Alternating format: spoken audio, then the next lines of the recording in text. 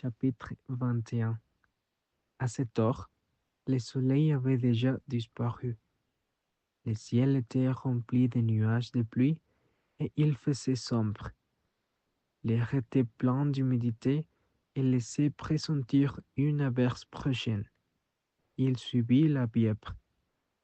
Il revit la maison et sa tourelle et se heurta aux autres murs qui la protégeaient. Au loin, par instant, il percevait les sons de la viole de son maître. Il en fut ému.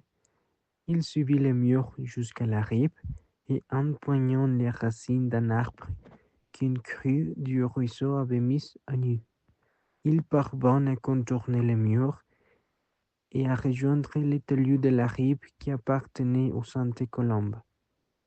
Du grand sol, il ne restait plus que le tronc. La barque n'était plus là non plus. Il se dit: le sol est rompu, la barque a coulé. J'ai aimé des filles qui sont sans doute des mères. J'ai connu leur beauté. Il ne vit pas les poules ni les oies s'empresser autour de ses mollets. Madeleine ne veut plus habiter ici. Autrefois, elle est rentrée le soir dans leur cabane et on les entendait piailler et s'ébrouer dans la nuit.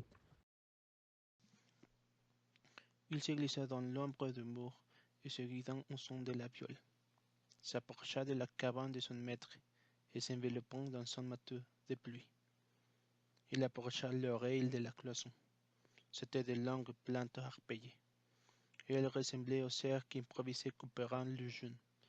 Dans cette ombre-là, sur les hors de centre-herbé, par les petits créneaux de la fenêtre, filtrait les lueurs d'une bougie.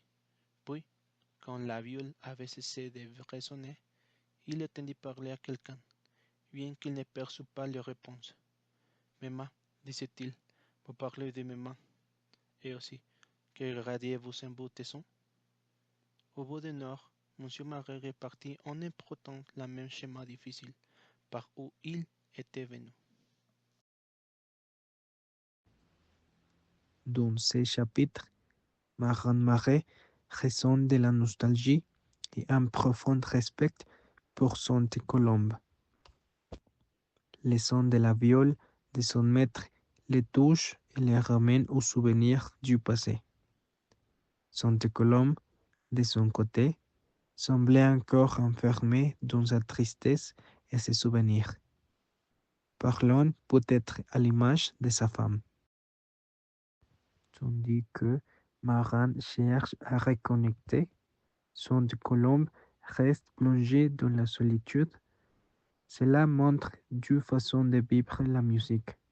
Maran cherche les liens et Sainte Colombe le réconfort.